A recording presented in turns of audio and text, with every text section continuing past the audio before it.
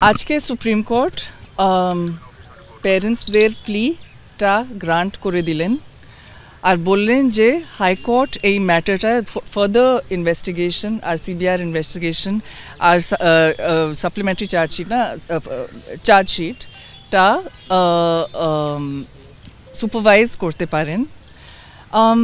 এটা খুব ইম্পর্ট্যান্ট, কেন কি এই শুধু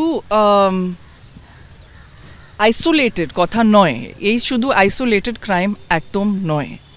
যখন মা বাবাদের বললেন হসপিটাল থেকে যে মেয়ের সুইসাইড হয়ে গেছে, এত ওয়েট করালেন, এত ল্যাপসেস হয়েছে in the treatment of the case by the Kolkata police, কিন্তু আজকে যে দুজন ডিফল্ট বেল রিলিজ করা গেছে আর একজন বাইরে আছে, আর বেল কন্ডিশনস খুব খুব উইক ছিল, যে সিবিআই বলেনি বেল কন্ডিশনসের সম্বন্ধে যে বেল কন্ডিশনস টাফ হওয়া উচিত। যখন ডিস্ট্রাকশন অফ এভিডেন্স এর চার্জ হয়েছে আর ডিস্ট্রাকশন অফ এভিডেন্সের চার্জ হয়েছে আর the officer in charge of Tala police station is out on bail.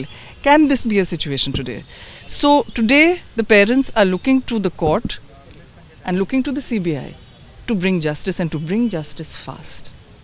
সবচেয়ে দুঃখের বিষয় যে কিরকম জায়গায় বাস করি যে 7 মাস বাবা হয়ে মেয়ের মৃত্যুর তার প্রধানপত্র নেওয়ার জন্য একবার বড় অফিস, একবার স্বাস্থ্য ভবন, একবার আরজিকর হসপিটাল। আজকে প্রায় 1 মাস ধরে প্রথমে মৌখিক বলি দেয় না, তারপর লিখিত বাধ্য হয়ে লিখিত অ্যাপ্লিকেশন করি, তারপরে এই করতে করতে তবুও আজকেও এক পর্যন্ত দিতে পারিনি। সিবিআইয়ের কাছে এই বিষয়টা বলেছি, কিন্তু কোনো রকম সুরাহা হয়নি। হাইকোর্টে যখন গেছে আমরা এই সমস্ত ব্যাপারগুলো খুব তাড়াতাড়ি তুলতে পারবো, এবং সিবিআইকেও আমার বলার থাকবে যে তারাও যেন ঠিকঠাক মতো তদন্ত করে এই মেয়ের যে ন্যায় বিচার সেটা যেন আমরা পাই। মেয়ের ন্যায় বিচারের জন্য কারো কাছে যেন আর না ঘুরতে হয়। সবার আজকে নজর ছিল সর্বোচ্চ আদালতের দিকে। আরজিকর মামলার শুনানিতে কি নির্দেশ দেয় সর্বোচ্চ আদালত? আরজিকর কাণ্ডে নতুন করে সিবিআই তদন্তের যে আর্জি সেটা শুনবে হাইকোর্টই। নিহত চিকিৎসকের মা বাবার আবেদনে সাড়া দিল সুপ্রিম কোর্ট। বিচারপতি তীর্থঙ্কর ঘোষের সিঙ্গেল বেঞ্চে এই শুনানি হবে। চিকিৎসকের মা বাবা আপনারা জানেন আগেই একগুচ্ছ প্রশ্ন নিয়ে সর্বোচ্চ আদালতে আবেদন জানায়, এবং তারপর যে হাইকোর্টে যেন ফিরিয়ে দেওয়া হয়, সুপ্রিম কোর্ট নতুন করে মামলা করতে পারে, তারপর তারা আবার নতুন করে মামলা করেন। সেই আবেদনে মান্যতা দিয়ে সুপ্রিম কোর্ট আজকে জানিয়ে দিল এবার হাইকোর্টই এই শুনানি করবে, হাইকোর্টেই সেই শুনানি হবে। মান্যতা দিল প্রধান বিচারপতি সঞ্জীব খান্না, বিচারপতি সঞ্জয় কুমার ও বিচারপতি জয়মাল্য বাগচির বেঞ্চ।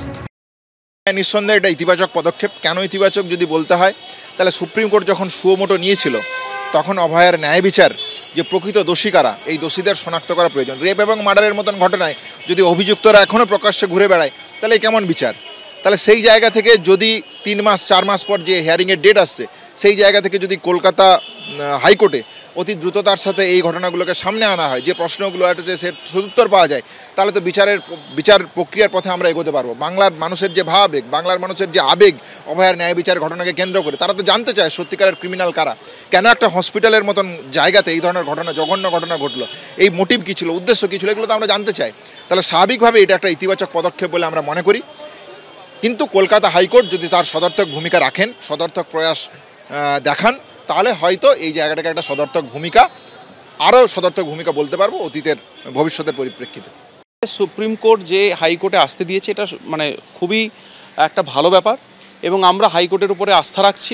যেভাবে আন্দোলনের শুরুতে একদম বিচার 9 আগস্টের পরে যেভাবে হাইকোর্ট তৎপরতার সাথে এই কেসটিকে দেখেছিলেন, এবং আপনারা যদি লক্ষ্য করেন যে আমাদের প্রথম দিন থেকেই দাবি ছিল যে একটা জুডিশিয়াল এনকোয়ারি বা জুডিশিয়াল মনিটরিংয়ের মাধ্যমে এই কেসটা যাতে হয়। যেটা সবথেকে বড় প্রশ্ন, যে সঞ্জয় রায় যদি একা হয়ে থাকেন তাহলে সঞ্জয় রায় কেন করলেন, তার কি মোটিভ, এবং তাকে এই যে এভিডেন্স ট্যাম্পারিং হয়েছে বা তথ্য প্রমাণ লোপাট হয়েছে, এটা তো অস্বীকার করার কোনো জায়গা নেই। সঞ্জয় রায় কে এমন ব্যক্তি যে তাকে বাঁচানোর জন্য এতগুলো জিনিস বা এত কিছু সব কিছু চাপা দেওয়া? তাহলে এই প্রশ্নগুলোর যে উত্তর, সেই উত্তর আমরা চাইবো যে হাইকোর্ট সেই তথ্যগুলোকে সামনে আনার চেষ্টা করবেন, এবং সিবিআই যাদের অ্যাকচুয়ালি অনেক দায়িত্ব আমার মনে হয় সেই সিবিআই এর যে ব্যর্থ সেটা এখন এই সময় দাঁড়িয়ে অস্বীকার করার কোনো জায়গা নেই।